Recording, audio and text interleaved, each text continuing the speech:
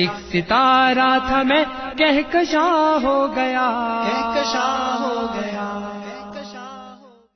عالمین الرحمن الرحیم مالک یوم الدین ایاک نعبد وإیاک نستعین اهدنا الصراط المستقیم صراط الذین آمین۔ حب یزداں کا ایک استعارہ تھا میں داستاں ہو گیا، داستاں ہو گیا۔ ایک ستارہ تھا میں کہکشاں ہو گیا، کہکشاں ہو گیا، کہکشاں ہو گیا۔ علی کی جدائی کا غم ابھی تازہ ہی تھا کہ علی کے درجے کا ایک اور ننھا منا طالب علم محمد موٹیا بھی ہم سب کو مفارقت کا گہرا داغ دے کر راہی جنت ہوا۔ سچ پوچھو تو ننھے مننے محمد کی جدائی کی خبر سائق آثر نے گویا دل و دماغ کو معوف کر دیا۔ ایک لمحے کے لیے یقین ہی نہ آیا۔ اقبال کی زبانی یہ کیفیت ہے میری جان ناشکیبا کی، یہ کیفیت ہے میری جان ناشکیبا کی، میری مثال ہے طفل صغیر تنہا کی۔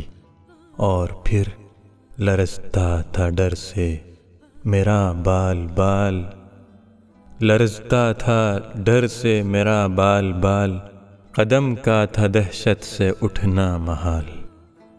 ہائے محمد ہائے، نہ پرواہ ہماری ذرا تم نے کی، نہ پرواہ ہماری ذرا تم نے کی، گئے چھوڑ اچھی وفا تم نے کی۔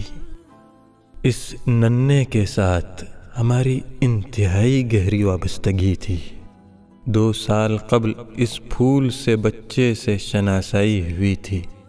اس کی البیلی طبیعت سب کو اپنی طرف متوجہ کرتی تھی۔ اس کی معصوم شرارتیں ہر ایک کو مائل کرتی تھی۔ وہ لمحے اب بھی نظروں کے سامنے ہیں جب وہ توتلی زبان میں کلمہ طیبہ اور احادیث مبارکہ بساط بھر قوت کے ساتھ اپنے ننھے مننے ساتھیوں کو پڑھاتا تھا۔ جب درجے میں کھلونا لایا جاتا تو اسی سے شروعات ہوتی، جب ٹافی تقسیم کرنے کا وقت آتا تو یہ خود آگے بڑھ کر تقسیم کرنے میں مدد کرتا۔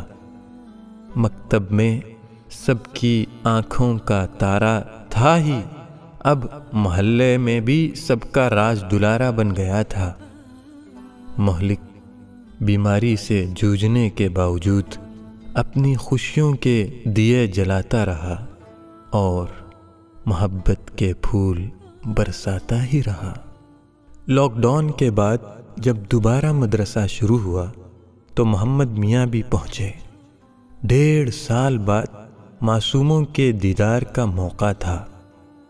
ہر ایک مدرسہ کھلنے پر شادہ و فرحاں تھا، اپنے دوستوں کے ساتھ خوش گپیوں اور شرارتوں میں مست تھا۔ مکتب کے بام و در جو عرصے تک شہر خموشاں کی طرح ہو گئے تھے اب شور و غل سے لرز گئے تھے، اور ایک آن میں عجب ماجرا بپا ہو گیا تھا۔ ننھے محمد بھی اپنے ساتھیوں کے فراق پر بے چین تھے۔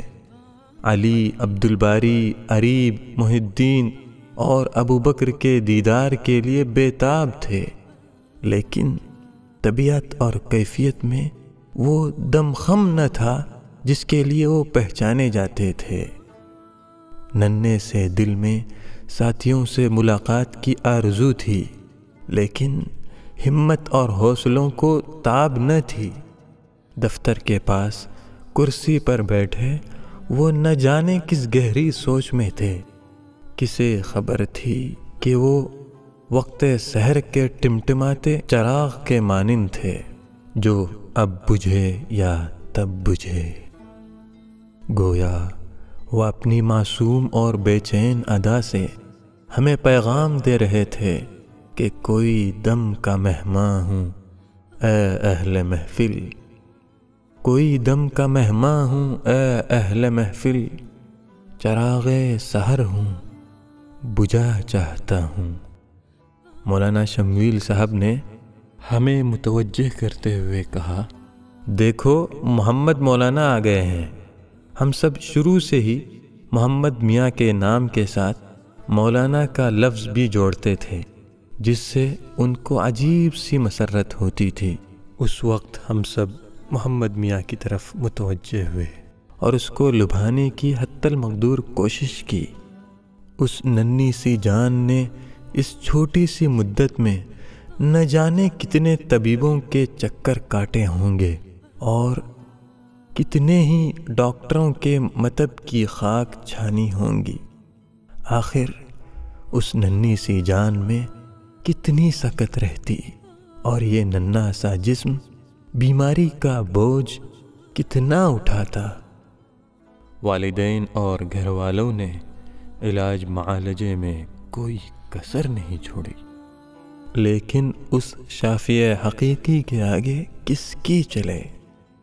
ہزار نسخے ایک طرف اور اس کی قدرت و منشا کے مظاہرے ایک طرف۔